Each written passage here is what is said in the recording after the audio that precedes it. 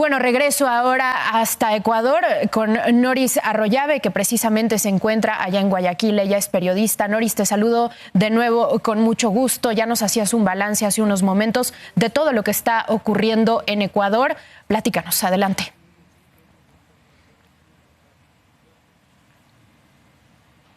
Adelante, Noris.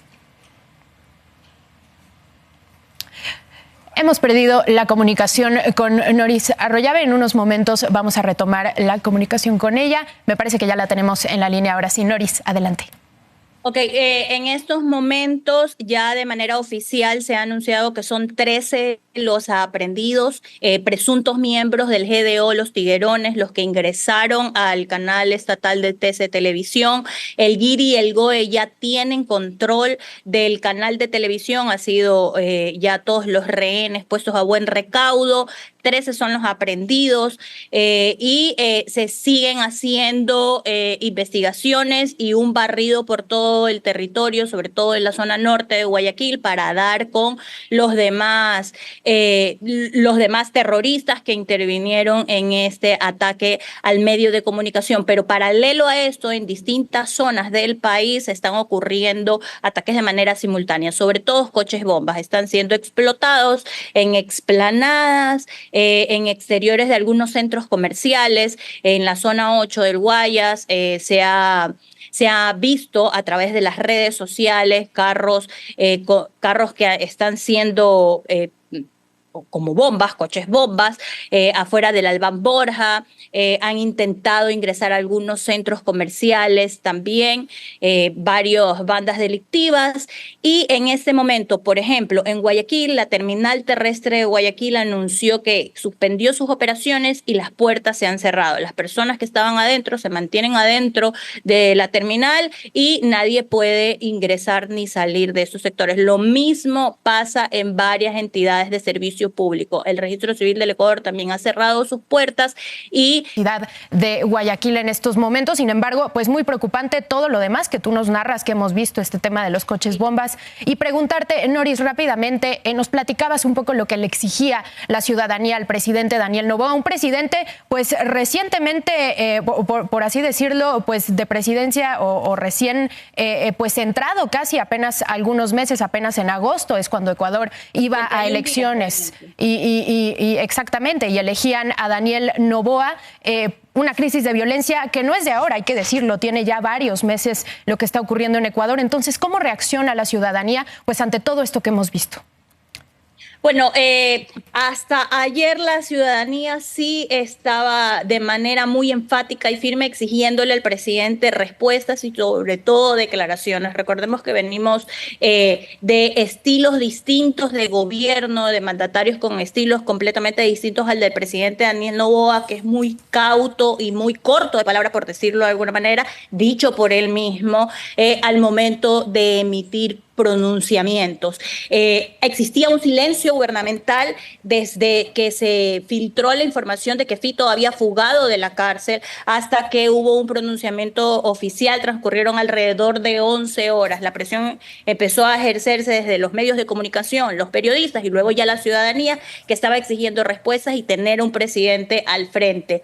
Luego de declarado el estado de excepción y que se agudiza en las calles toda esta intervención de parte de los grupos terroristas, el presidente Daniel Noboa también tiene un silencio durante toda esta mañana, a pesar de que había existido ya la intervención de este grupo dentro del medio de comunicación estatal, y el presidente se pronuncia recién con el decreto firmado. Si hacemos un pequeño análisis, lo que pasa es que el presidente por lo general siempre le sale a hablar ya con una acción concreta. ¿Cómo ha recibido la ciudadanía esta acción concreta del decreto en el que le da toda la potestad a los militares para que ingresen al territorio nacional y sean ellos quienes lideren el tema de seguridad, desplazando a la Policía Nacional con total respaldo? La ciudadanía está pidiendo, claro, y es entendible también por el contexto en el que estamos viendo, al que nunca habíamos tenido, está pidiendo fuerza y contundencia. Sí, desde luego, y sobre todo en un país que recientemente se había vuelto pues un punto clave en el tema del trasiego de droga, particularmente de cocaína, para pues los grupos que operan, particularmente los grupos pues de narcotraficantes, por así decirlo, pero ya nos decías tú que no solamente son ellos, sino que también hay otros grupos quizá que generadores de violencia y pues que de alguna manera cometen otro tipo de delitos, pero que también están operando allá en Ecuador. Noris, solo para redondear un poco la información, sobre todo para, pues desde luego, para la audiencia que nos ve y que a lo mejor no hay tanta familiaridad con este tema. Entonces, por lo pronto tenemos la declaratoria del estado de emergencia a partir de esta crisis carcelaria de los últimos días, la declaratoria de conflicto interno el día de hoy, declarar a estos grupos delincuenciales como grupos terroristas, como organizaciones terroristas, y la petición del presidente de pues la acción militar por parte de las Fuerzas Armadas. Un poco, si quisieras darnos o redondear un poco el balance de las cifras de detenidos que tenemos hoy, los rehenes en el canal de televisión de Ecuador. Sí, hasta el momento hay oficialmente 13 aprehendidos por el secuestro y la toma del medio de comunicación. Estos aprehendidos son presuntos miembros del GDO Los Tiguerones y se siguen realizando operativos para dar con los demás. Era aproximadamente una veintena de delincuentes que ingresaron al medio de comunicación y secuestraron y tuvieron de rehenes a personal, a periodistas y personal administrativo de este medio de comunicación. Esto sucedió en Guayaquil, dentro de la zona 8, que es una de las zonas más peligrosas desde hace varios años ya en el país. También es importante entender que el proceso que existe en este momento de desempleo y crisis económica agudiza todas estas escenas de crimen organizado que hay, porque la delincuencia común se sube a estos escenarios. Sí, desde luego que sí.